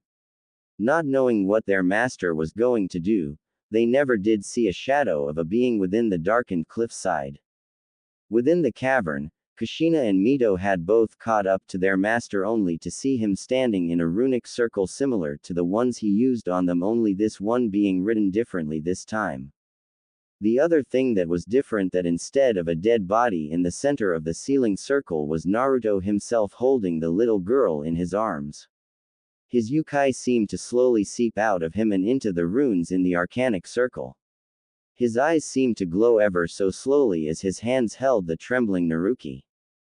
Casting his gaze at the two worried slaves, he spoke in a slightly demonic tone, Kushina. Mito, things are gonna have to be done differently with the girl's case. It would seem the Biju's Uchiha within her and the infinite amount of Uchiha in Makai is slowly tearing her apart on the inside. Her soul itself is being corrupted and soon will either die or she would become nothing more than a bloodthirsty demon. Kushina, hearing this, almost burst into tears. Seeing this, he spoke before she could interrupt him. Do not worry though. I have another way to fix this, but I will say Naruki won't be human any longer and will become a devil like we are. To counterbalance the Uchiha coming from within her and the one outside pushing into her, I will need to infuse not only my own Uchiha into her, but my own blood as well. For you see, the power of the Uchiha I give her would literally tear her apart, no questions asked, but if I were to override her human genes with my blood, it will change her in a devil like myself. Thus her body would survive the transfer. Hearing this, they both had to nod at that. They knew the only way for the little girl to survive was to become a demon. It was a miracle she wasn't already torn apart by the energies within Makai, but both guessed a chemi within her was protecting her in a way, even if it was hurting her a little in the process. Kushina, gaining her words, looked at her master with a determined look in her eyes. Master, please, save my little girl. I don't care what happens, I just want her to live. Where I can hold her in my arms and protect her like I should have done when she was just born. Hearing this, Naruto turned back to the little girl in his arms and sighed. Very well then, Uzumaki Naruki shall be saved, from a fate worse than death or hell's torture themselves. Let her be transformed and become my daughter in all but flesh. Let her be born anew. He shouted before his eyes practically lit on fire. Purple flames engulfed his eyes as blood started to pour from his eyes and body. It all but soaking the little girl in his arms and the blood touching the runic circle he stood upon. Looking down at the girl, he set her down in the puddle of blood before he kneeled down at her side and spoke a spell that he had yet to ever and thought he would never use. Akuma Magiku. Akuma no Kai Tenso, demon magic. Demonic blood transfer, and with that he placed both his hands on the puddle of his blood. He watched as did Kushina and Mito as blood-red runes appeared in the blood before it stretched toward the shivering body of Naruki. They watched when the runes touched her body. She seemed to stop shivering completely, like she was completely frozen in place as the blood seemed to be soaked into the runes and it flowed into the girl. As it did so, Naruto and the other two could already see the differences happening to her. Her hair seemed to have changed a bit, the red streaks seemed to have grown and the main blonde hair replaced by the red hair. Now her hair resembled Kushina, but golden streaks laid within. Her skin that was the same tone as Kushina's seemed to have gotten a bit paler like Naruto's own. The whisker marks on her face seemed to fade a bit but, still there, and face seemed to lose some of its tomato-shaped look but, still some there, only a bit less baby fat. As the blood finished going into the frozen form of the changed Naruki, Naruto sighed before he placed his hand upon the girl's head and spoke once more. Now for the last part. To have her actually survive in Makai, she will need not only my blood but some of my devil power to awaken her own devil blood. So when this is finished, she should be just fine. The two nodded and watched with bated breath as they watched their master practically save Kushina's daughter from death and bring her to a new life they knew she would love than the one she had before. Channeling his devil power while condensing it into a much weaker version as to not kill the child due to overpower, he channeled it through his body and to his hands before he spoke. Akuma Magiku, Akuma no Pawa Tenso, Kakusei Demon Magic, Demonic Power Transfer, awakening. With that his hands bursts into purple flames before they traveled to Naruki, engulfing her body. Though the flames didn't harm her, more like it was welcoming her, covering her up like a warm blanket. Plus the comfort showing on the girl's face showed exactly how much she felt comforted at the flames engulfing her body. But soon, they like the blood slipped into her body, most assuredly into her new demonic genes to awaken her devil blood. It seemed to work when he body soon let out a small shockwave, creating a small crater where she laid. Yet it didn't disturb Naruto or the other two Uzumakis in the slightest, though Naruto did raise an eyebrow at the power output she just released. That's interesting. Even if the power level she released was lower than most demons, it was enough. It was around the level of a low mid-class demon before going into the trained demon's Yukai levels. Most demon children never have such power at such an age. He was cut out of his thoughts when he heard a slight murmur under him. Looking down, he saw Naruki's face scrunching up before she slowly opened her eyes as only to close them while rubbing her tiny fists in her eyes to get them situated at the sudden little light she seen. Once she opened them again, Naruto did see to his slight surprise her eyes now looked more like Kushina than the azure they once were. They were a mix of his own eyes and Kushina's, a light violet instead of the deep violet Kushina had. Looking up, she saw the man that she had dubbed the scary man, looking down at her with an almost impassive face. Blinking rapidly, she spoke, Anyo, sir. Where am I? A-A, and where's KK Ka-san? She spoke timidly yet with a fire in her tone. Naruto just kept staring at her as he listened to her question, that is before he spoke. It seems I've missed something. Oh, that's right. I need to pull that pest out of you to fully reach your demonic abilities. Single quote. Naruki blinked confusingly at this while Kushina and Mito's eyes widened, knowing what he meant at his words. Somehow sensing their distress like he always does, he spoke, not looking back at them. Do not worry, the girl shall not be harmed in any shape or form, though. I can't say the same for the kitsune within her, his words at the end carrying a slight edge. Nodding, knowing she would be okay, Naruto placed a hand on her shoulder and spoke. Child, do not speak, move, for if you do you'll be in more pain than you could possibly imagine, understand? The girl, despite her young age, understood what he meant, sensing the seriousness in his voice, and nodded at him. Curiosity just blazing in her eyes. Seeing this, he nodded before placing his other hand onto her navel before his hand glowed bright purple before he spoke. Akuma no Magiku. Akuma no Chushutsu, Demon Magic. Demonic Extraction. His hand soon blazed once again in purple flames, only now it shaped into a claw of some sort. He then suddenly plunged his hand through Naruki's stomach and into the seal. Though somehow Naruki didn't let out a small whimper of pain. Naruto's eyes were closed in small concentration as his spiritually blazed hand searched the depth of the divine fuinjutsu of Megami before he snapped them open and spoke, "There you are," and with a small flick of his wrist he pulled out his hand and flung his arm outward, sending a red blur away from himself and Naruki. Right then as he did so a red-crimson flash erupted from Naruki's form blinding Kushina and Mito but Naruto just cast his gaze at her form, his eyebrow was raised ever so slightly at the development happening before his eyes. Naruki's body hadn't changed but the new appendages did make him guess. For now a red-crimson fox tail waved past her backside as two crimson fluffy fox ears twitched above her head. Her whisker marks seemed to have deepened a bit but not so much. Seeing she was fine he waved his arm and the runic circle soon cracked before breaking away like glass before dissolving into the air in a black smoke. Okay, she should be fine, he said before his gaze shifted toward another occupant inside the cavern. His purple eyes crackling with anger at the sight before him. Kushina and Mito wasted no time and appeared beside the confused Naruki and before the girl knew it she was pulled into a almost crushing hug by Kushina. She blinked rapidly as she was practically smothered by Kushina. Mito didn't help matters as she too was hugging them both in a great embrace. Seeing struggling Feudal she snuggled in her mother's arms letting a small purr as her ears twitched as did her new tail.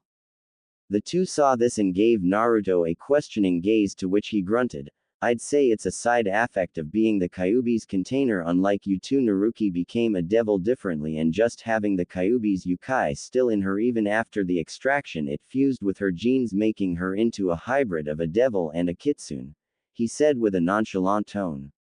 Kushina accepted it without question before she nuzzled her face into her Masumi's hair. As the three Uzumakis stayed together, Naruto's gaze were now dead set upon the figure before him. Now, what to do with you? Hearing his words Kushina and Mito and the slightly awakening Naruki would turn their gazes at him. Only to see what he was talking to and to their immense shock, it was Akemi.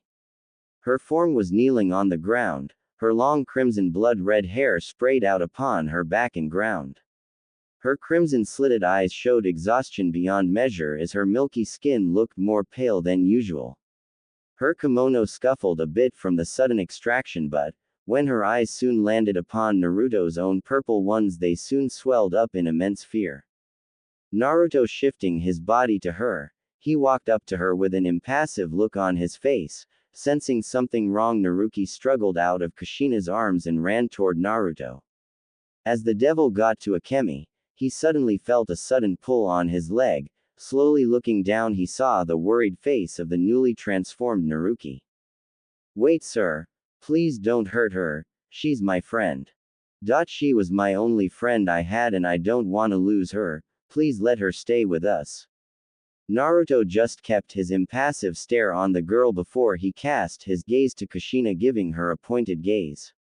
Seeing this she quickly went to him and kneeled to her daughter and slowly but gently wrapped her arms around her body and pulled her from her master's leg. Even as she clinged as best she could Kushina wouldn't have it and pulled her daughter away.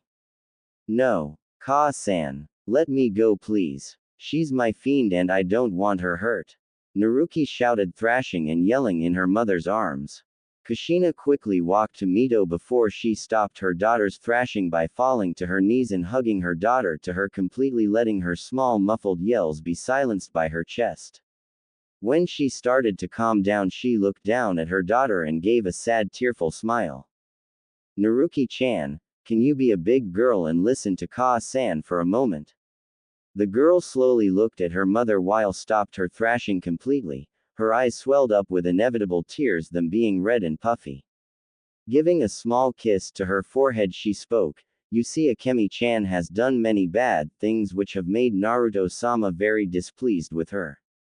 Believe me I know what you're feeling for Akemi-chan was my friend also.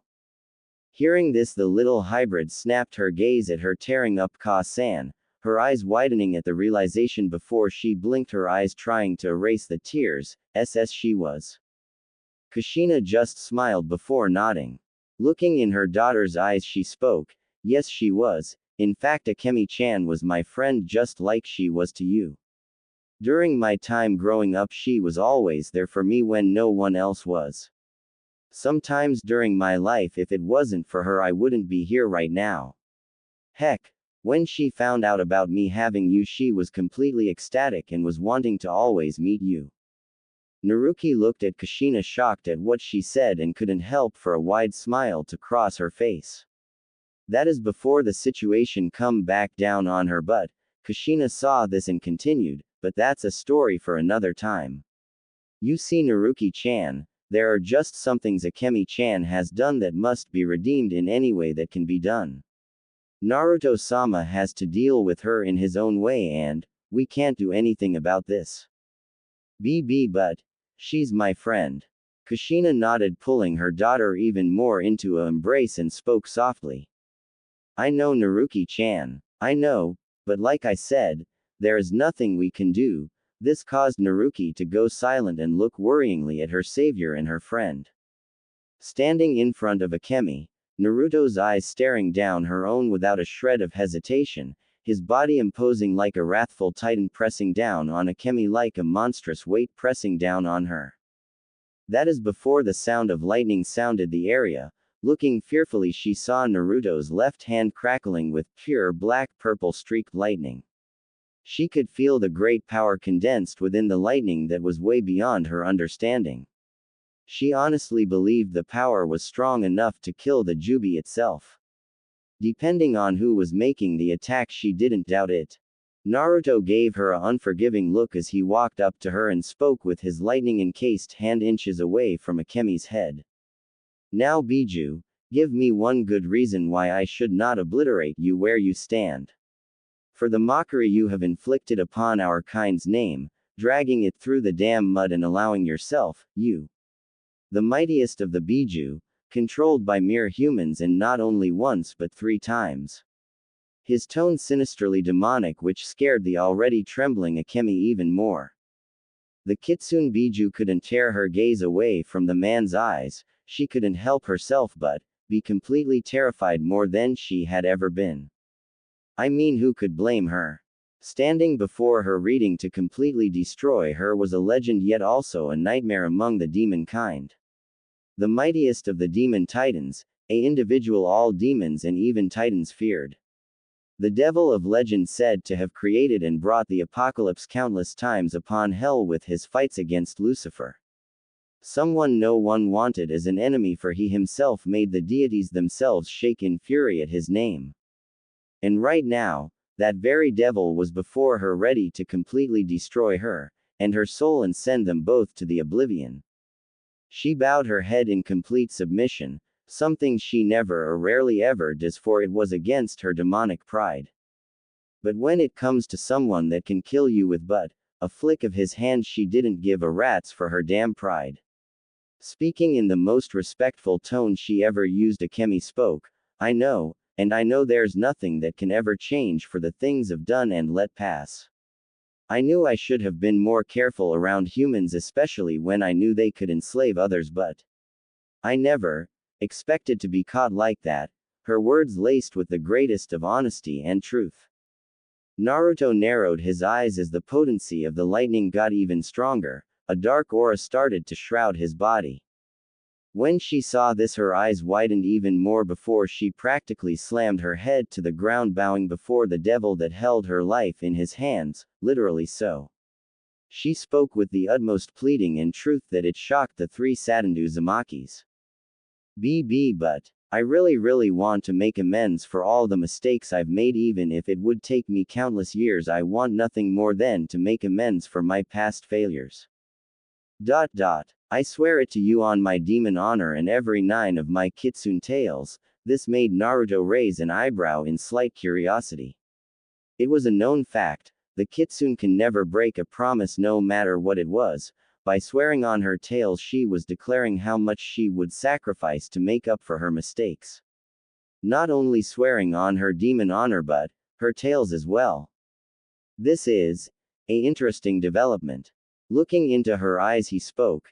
And what, pray tell, do you have that I could honestly want? And it best be good, lest your soul be obliterated right now. He kept the lightning-encased hand near her face to strengthen his words.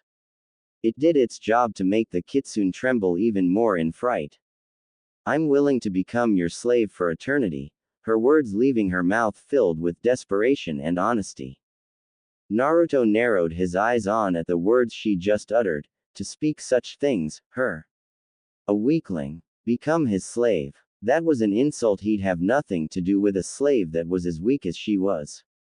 She was a mockery to the whole demonic race, since if a pathetic fleshbag of a human can control her with a weak little bloodline, then a demon could do so with but a swift of their hand. Akemi seemed to hear his thoughts and spoke even more desperation and fear lacing her tone with even shockingly enough tears starting to escape her eyes. I know I'm weak right now, but I want nothing more than to regain my worth, and if you would be willing to help me regain my true powers, then I would be ever so much more useful to you. Naruto raised an eyebrow. He knew what she was speaking about when she said, true powers. She was saying she would become the Jubi. She was speaking about devouring her siblings, the other 8 Biju, and becoming the new Jubi. Then again, the first Jubi was just a power-hungry fool that couldn't control his own power and became a slave to that pathetic sage. He thought before he looked down at the trembling form of Akemi before he spoke. That would be interesting. If you were to devour your siblings and become the new Jubi, you would most certainly become much stronger than you are now. Akemi gained a small flicker of hope that started to build in her stomach, only for it be squashed down when he spoke again. But you should know, the previous Jubi couldn't hold a candle to Lucifer. His elites are generals but also Yami's guardians. And now they're 10 times stronger than back then. At best, all you can really do if you were to become to Jubi, and that's if you can control that power, you'd only be able to at best defeat some of Lucifer's rebel field commanders, since the quality is quite low these days, he said while awaiting her response, and if he didn't like it then there would be one less Biju alive. Akemi nervously swallowed the lump in her throat as she bit her lip, frantically thinking of what she could do before an idea popped into her mind. What if I ate their hearts? Her answer all but a shaky one that would seem so unseemly to be said from her, the Kyuubi no Kitsune. Now this got his attention. Looking down at her, the potency of the lightning seemed to lessen, as did his dark aura, making her able to breathe a bit easier. Whose heart do you speak of? Interest and curiously in his tone. Akemi looked a bit hopeful now, hoping she was getting a second chance. The generals, the elites of Lucifer and Yami's guardians and chosen ones. Her answer made him quirk an eyebrow at her words. Before he stared deep into her eyes, into breaking contact for a good few minutes. Unlike him, Akemi was having a very hard time keeping contact with his eyes, for the overwhelming power he excluded made her so very weak in the knees, and her demonic instincts just screaming at her that this was the ultimate alpha. He stared at her before he spoke. As you are now. Their Yukai would rip you to shreds in just a few seconds. Now if you were to become the Jubi and stronger than the previous.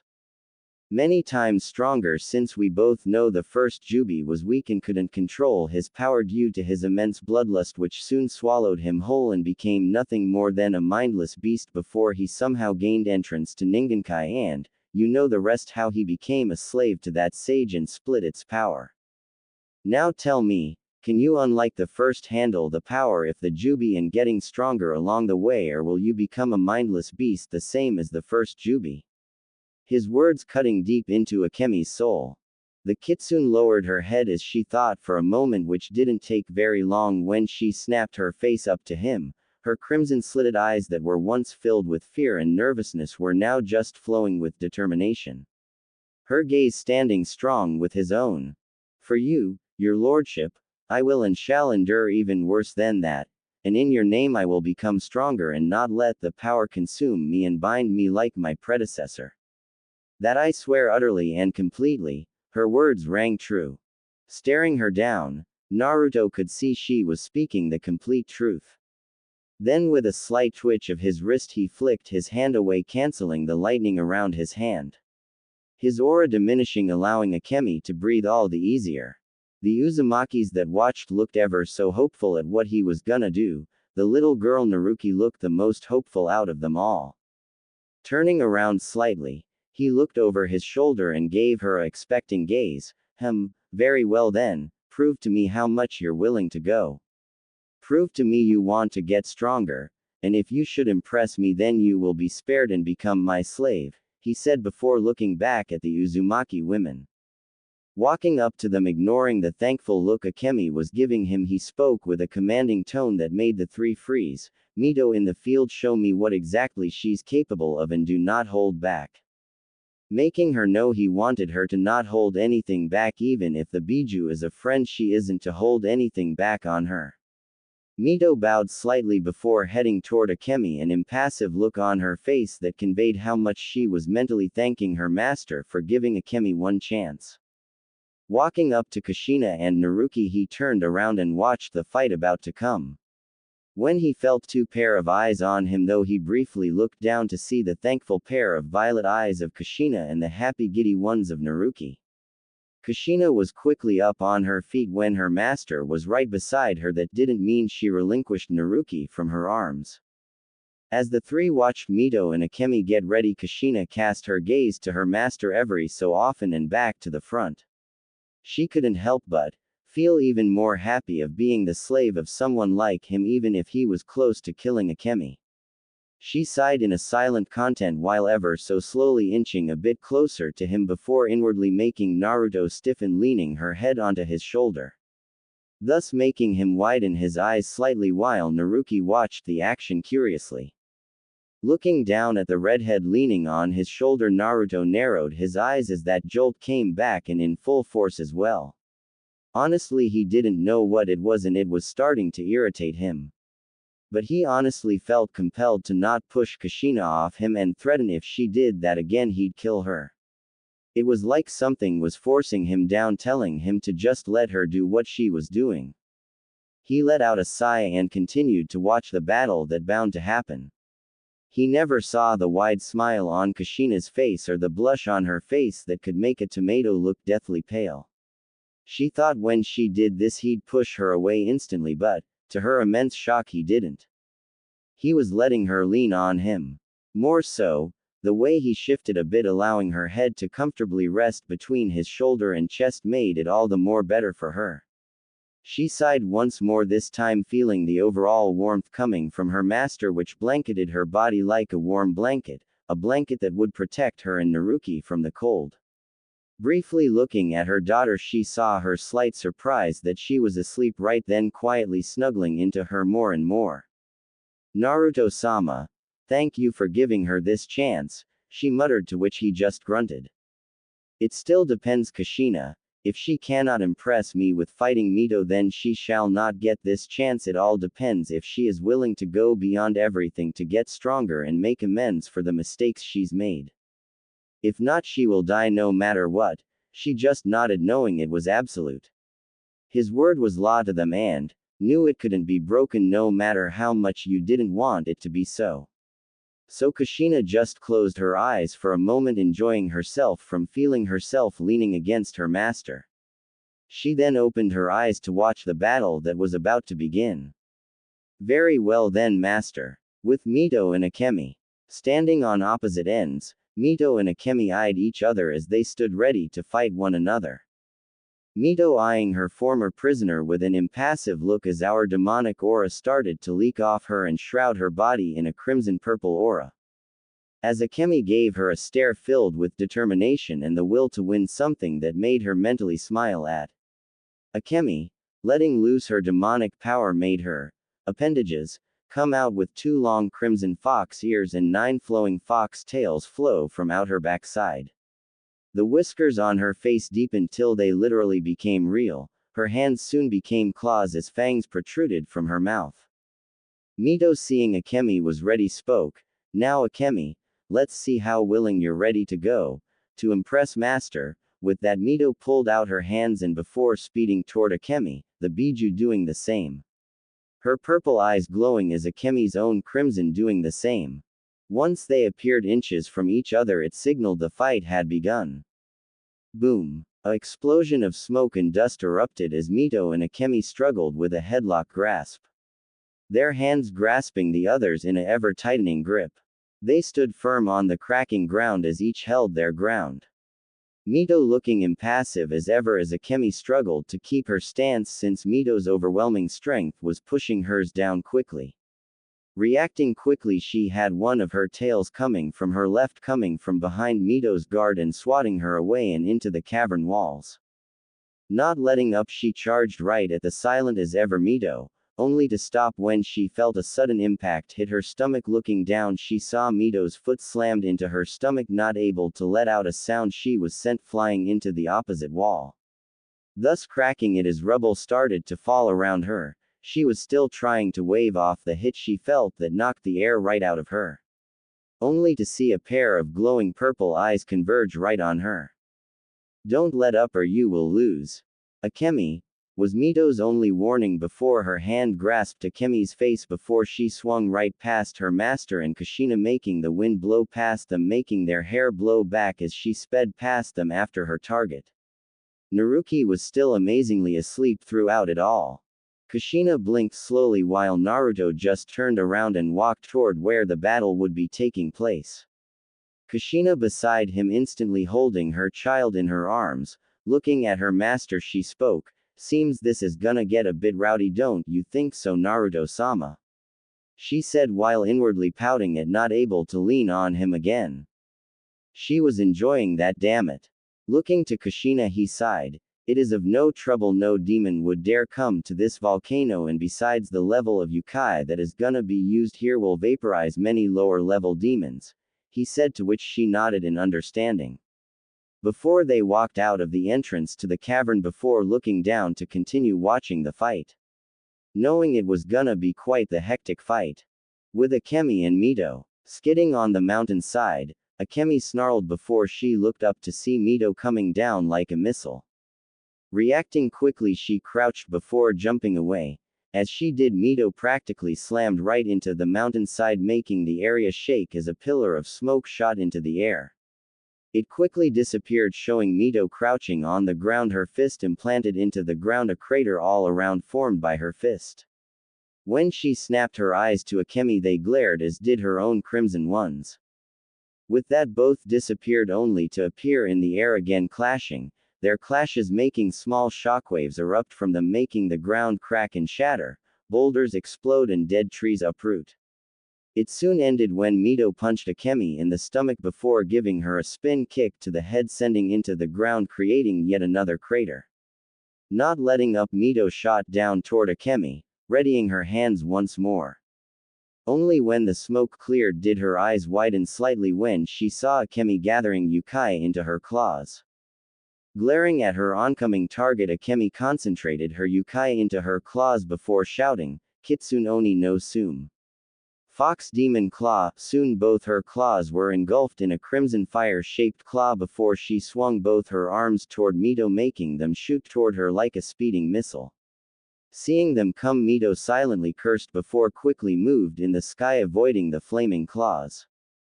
Getting irritated with her maneuvering, Akemi moved them once more onto Mito, which she dodged once more, only to the Uzumaki's surprise another pair of flaming claws shoot out of the first pair, which soon grasped her body in a dual grip. And with a grin, swung her arms down, which the flaming claws soon followed. "Take this, Mito," she screamed before slamming the Devil Empress into the ground, splitting it like a small earthquake as a medium-sized ravine appeared. Yet again another crater formed, only this time as Akemi glared into the smoke she suddenly felt her fire claws start to turn gray. Seeing this happen, her eyes widened before canceling the technique. Good thing she did, because once she did, the fire-engulfed claws soon became nothing but stone, which soon cracked and shattered, turning to dust that flowed in the wind. "That was good, now keep going," was the words that whispered into her ear. Spinning around, she was quick enough to dodge or guard against the incoming punch was planted into her face, making it cave in itself. Not stopping, Mito slammed her other hand into Akemi's stomach, making the Biju gasp before coughing up blood. Mito didn't let up before grabbed Kyubi by one of her tails and swung her around before letting her missile through and ram into a couple of dead trees, which she soon followed in, since now Akemi was inside the forest of dead trees. Through it all, Naruto's scanning, calculating eyes moved from one end to another, watching the fight with a calculative eye. In the forest, Akemi panted, her hair cascading over her eyes. she had a hand on a tree as she regained some air. As she did so, her mind thought a mile a second as to how to fight Mito, who she knew was much stronger than her. But I won't give up. His lordship is giving me a second chance. I promised I'll do anything, and I damn well meant it. With a renewed vigor, Akemi narrowed her eyes before twisting around, blocking a kick from Mito. She stood her ground, but the ground behind her didn't, for it uprooted behind her, shattering and cracking. Her long blood-red hair billowed in the wind before she grasped Mito's foot before swinging her up before slamming her into the ground. She didn't stop there. After letting go of her legs, she grasped her head and started to repeatedly slam her face into the ground. With each hit made the ground gain a bigger crater with each one. A multiple sound of banging could be heard from within the forest. When she was done, Akemi grasped Mito by her neck, only to be swatted away when a clearly unscathed Mito grasped her arm and pulled her to her before kneeing her in the chest before ramming her fist into her face once more, rocketing her through several more trees. As she did so, Mito brought up both her hands and spoke. "Take this. Harafaya. Fayasutomu, Hellfire. Firestorm," and then suddenly she raised her arms into the air as her hands suddenly shot out multiple orbs of hellfire into the air surrounding the minuscule area where Akemi was. As she did so, her eyes glared at the struggling Akemi. "If you don't wanna die, then I suggest you get up," was her words before she dropped her arms downward, which the orbs somehow followed her movement. They suddenly shot down toward Akemi. Seeing this and seeing no other way out, Akemi grit her teeth before expelling her yukai outwards, surrounding her body in a sphere of blood-red yukai. She